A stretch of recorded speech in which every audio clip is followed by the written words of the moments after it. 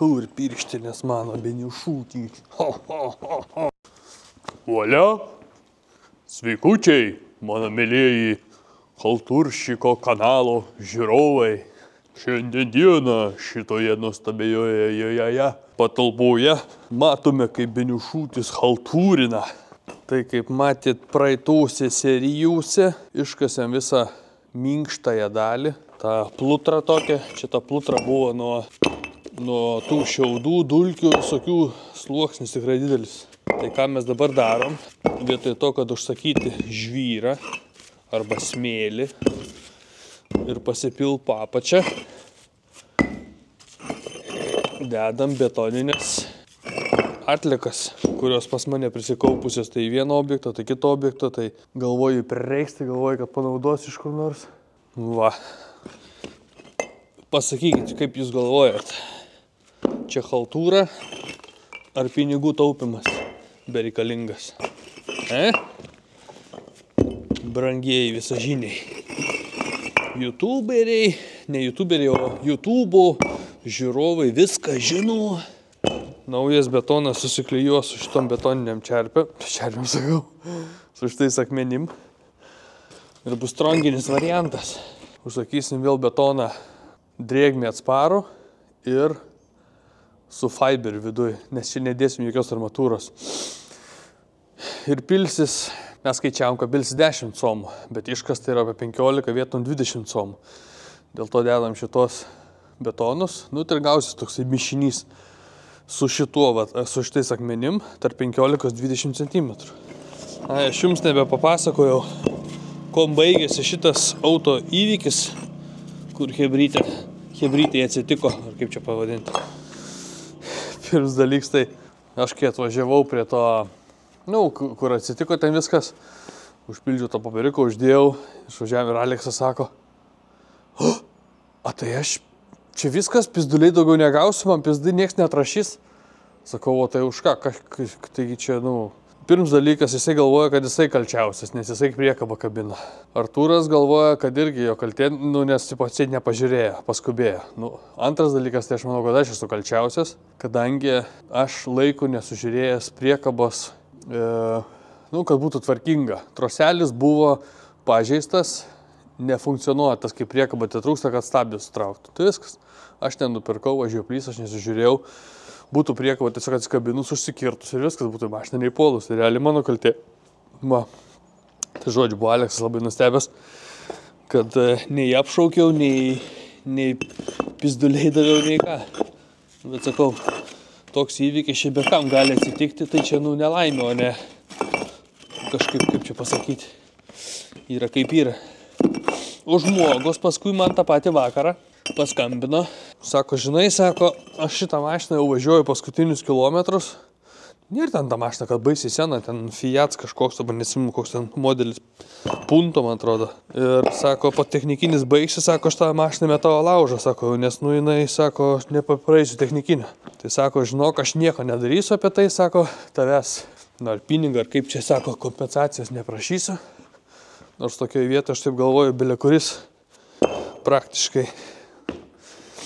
praktiškai lietuvaitis būtų prašęs bent kokį 300 eurų tos naudos, ir kaip čia pasakyti. O aš taip susinepatoginau tam žmogui, sakau, tai tu išsaugok mano numerį, jeigu tu persivėluosi ir ką. Sakau, sakyk. Tai sako, aš labai džiaugiuosi, kad tu, sako, nepasielgiai kiauliškai, kad palikai žinutę, jog tu tai padarei. Bet sako, aš nieko nedarysiu. Ir pamirškim, sako, šitą reikalą.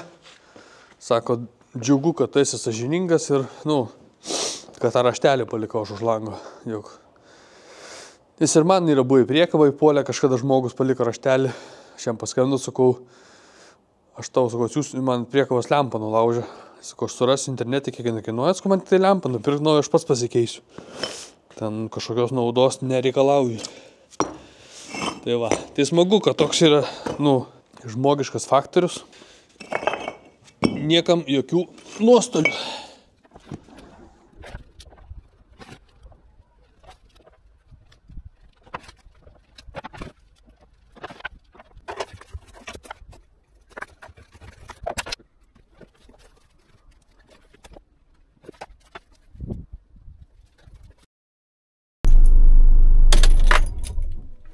Nu, atlikėme iš Žydrūno objektiną, pažiūrėt, ką jis ten haltūrin.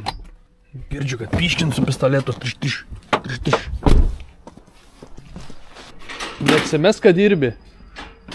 Dirbu. Blemba, kaip tik pamačiau plėvę ir man reikėjo vyrukam nupirkti. Nuo kniuisių tinkliuką. O čia paprastą kažkai dėdi. Ai, vien papa? Jo, vien papa. Ko čia mano įrankis filmuoja?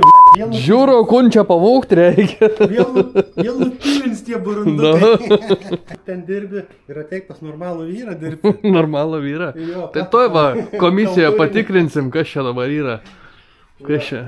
Varė, ir pomidoro pasimti. Taip. Užsiaugina ūkiniams. Nu. Na, aplankėm Žaidrūną. Tokių daigelių davė, tai ohoho. Bus pomidariukai skanus musek. Bet dabiškai šalta ir aš nežinau, galės laukia sodinės. Dabar tai laukia 12 dienos, tik 3 laipsniai šilumos. Naktį apie 0 iš ryto išėjau, tai ausis skanda. Nu tai nežinau. Tai lėkiu iki tos Kopenhagos, greit aprodysiu jums tą terasėlę. Jūs galite dabar pavyzdėti, kaip tas grindis gavosi, buvau sekmadienį, aš nuliekęs, nes koks buvo paradoksas įdomus, mes langus uždarėm, kai išpylėm tą betoną, bet buvo tie ventiliatoriai ir galvojau, kad pakankamai greitai ištrauks tą drėgmę iš patalpų, bet nė velnio neištraukė ir ant tiek drėgmė sukilo. Moteriškė sako, aš miegojau kai saunoj ir kažkur skydiniai ant tiek tankis drėgmės buvo didelis, kad išmušė skaitliukus. Tai moteriškė sakau, eikam betoną, daryk visus langus, kad ciongas pratrauktų. Tai visur atidarė langus ir už pusę valandos jau nebemušė saugiklis. Taip įdomiai. Žiauriai turėjo būti drėgmė. Tai va, tai pažiūrėkit, kaip davos grindis, o aš važiuoju in Kopenhagenu. Nu, kaip puikiai išsilieja betonas. Fantastika. Žiauriai gražiai. Ir tokių mažų mikroguziukų, bet juos mes pašveisim. Bet labai patenkintas aš rezultatu.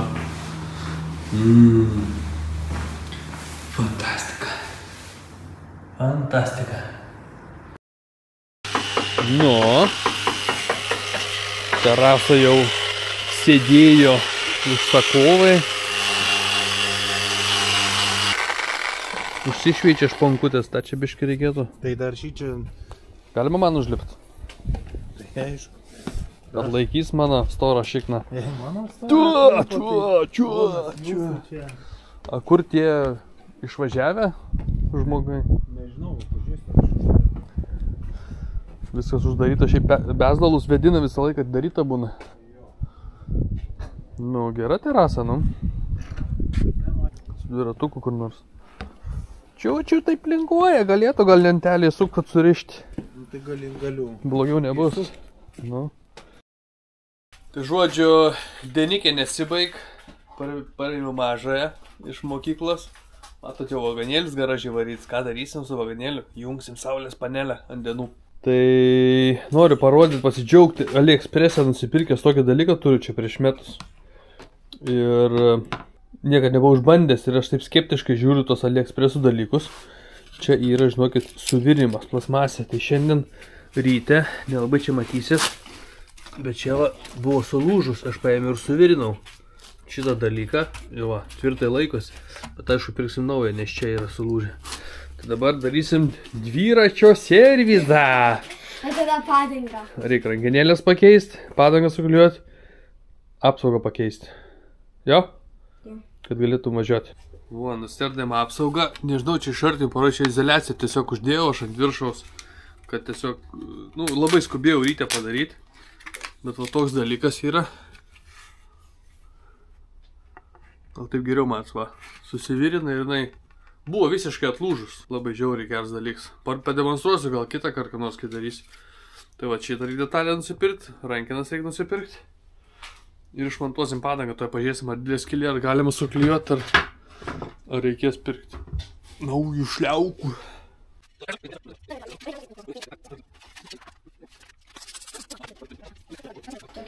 Anksčiau klaidą darydavau, kai kamera prasipūti pirštų neįkišė. pažiūrėti iš kitos pusės, ar tebėra tas dalykas, kas pradūrė. O čia matau yra. Mūsų iškrito.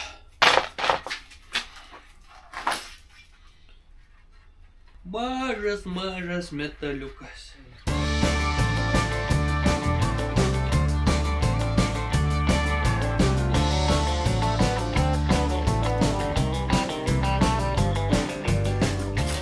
Viso, prašom klientę, dviratukas sutaisytas, galite važiuoti, rankenos naujos, apsauga nauja, padanga suklijuota. Dėk ralio. Uiii! Poksė, čia. Tai va, jaunimas, tai einu dar kitai dukrai, kojelė nulūžo dviračių irgi reikia uždėti darbų, spėk tik dirbti. O mes susimatysim, turbūt jau sekantį video darysiu apie saulės panelių. Nu, visą papasakosiu, kiek elektros per metus prigaminau, kiek ko, ir apsimokėjo, neapsimokėjo ir taip toliau. Va, tai čiau, iki, davai.